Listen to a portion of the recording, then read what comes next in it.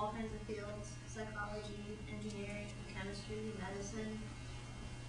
And they came back and they've lived for like, 5, 6, 7, 8 years in the U.S., led a pretty typical U.S. life, and then they've come back to New Delhi and to the husband that their parents picked out for them. And I mean, they knew. They knew that's how it was all going to play out, and that was.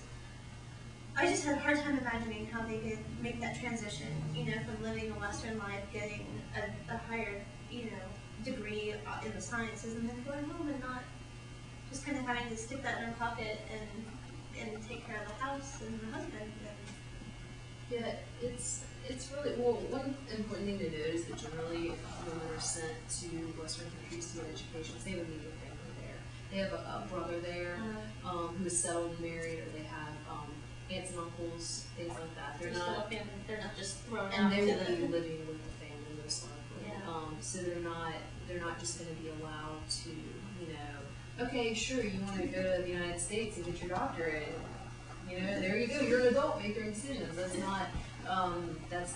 So, yeah, they were living in a immersed in Western culture, but at the same time, they probably still had to be accountable for, why were you out so late last night? Who were you going out with tonight? Things like that. Because there's this focus on purity, and whether it be like real or perceived purity, I mean, it can just endanger a woman's chances of marrying or marrying well. She's definitely far superior to him in terms of her grasp of the English language and her, which they have to publish in English. So she is a superior professional to him, and her work is stuff that I don't know. There's always been this kind of assumption that because there was a matrilineal kinship organization in Kerala that women had really high status, but her work just turned that on its head. She went and actually, found the women who were still alive from the time of before the British came in, and talked to them about it. And it's not at all true. But her husband won't let her work, and they're not even in India anymore. And her husband was educated in Canada, which is also important to know. I mean, he grew up in India, but he did receive his master's and his doctorate in Canada. So he lived in the West for a while. But they're in South Africa now, and she's not allowed to work, and she's a housewife. And it's so frustrating because he brings her to conferences with him, and we'll be at these meetings, and she'll be the babysitter, and she's not allowed to go to sessions. She's not allowed to really mingle with anybody, and we'll go seek her out to discuss things, and we'll tell her about our work and stuff like that. But he is the academic, and it's really, really frustrating that we no longer work with this man. But when we did, it's very hard to be polite and to work with him. He's a bastard. You will let your wife publish, and so it can be difficult. But the woman that I stayed with, I stayed in the same newspaper, but she was angry. Like, it was interesting that it was a young man that I had met at school in London, and we stayed with his parents in India. And she was clearly so excited to have Western women to talk to, because what she told us was that she didn't feel like she could talk to her group of women friends who she had a huge group of friends, and a lot of them were very Western in their dress and mannerisms and everything like that. But she said, I could never talk about this to them, and she was really full of anger about her relationship with her husband. And it made me sad. I mean, because she was, I guess they kind of built that up over a lifetime, and had very few outlets for it. She was amazing. Many girls there, they have no freedom when after married. I have a friend. She was my classmate in China, and after her married, her husband forbidden her talk with any other male. Otherwise, he beat her. Oh, she's a very pretty girl before, but before I arrived here, before I left China, I met her last time. She looks mess and she never make up anymore because her husband asked her, "Would you want to get with other men or what?" And she only wash, cook, and clean like a clean girl. I don't want to. I really don't want to remember this. And her face here was how to say it? Coated and left the marks. Yeah. By her husband. I don't believe it. Why so pretty girl choose that man? And she said her parents-in-law always shout to her, and it's terrible thing.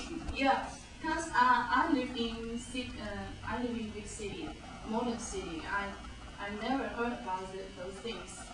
And she's from countryside. Actually not countryside, but this city is in north of China, and very traditional. And a lot of people still keep the old mind. And they think girls are not as good as boys. And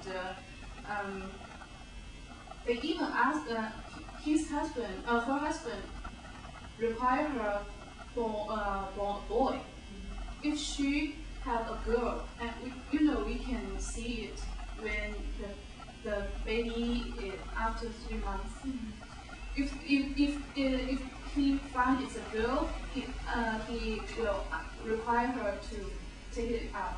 The same with that woman in the film. Yes, I saw this. She has a son, and she's been pregnant 3 more times, and he made her have an abortion. But I saw this. Having a daughter. Yeah, it's not very rare in China. It's very common. And my girlfriend, she was born baby in 2001, and in the same surgery room. Beside her bed is a girl, very tall. She's a model, very beautiful, and her boyfriend, very rich, and her boyfriend's mother asked her, if it's a girl, then you can be my daughter-in-law. It means they can marry. If it's a boy, you can marry. If it's a girl, you never inside my room, my house. Oh, terrible. Then when she know this is use this equipment, the B, how to say this, B silent Heartbeat? And we can use equipment and machine to know the baby is a boy or daughter-son. Yeah. When she know it's a girl, then she take it out. It's already 8 months. Really dangerous. Yeah. And when the surgeon finished, he found it's a boy. And it's already very completely grew up. So she's crying. I said to my girlfriend. My girlfriend told me this story, and I told my girlfriend, don't cry for this girl.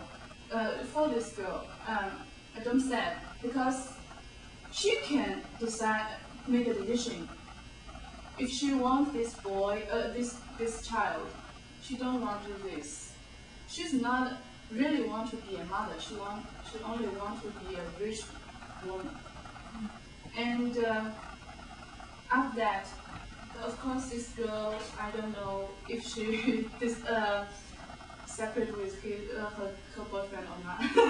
We don't know this, but I know the woman have to protect themselves. You have to make a decision by yourself, and don't always follow the man's mind. Why they require what we do? We can do anything we want. Yes, and this thing it happened in Shanghai. It's modern city, you know. I can't believe it.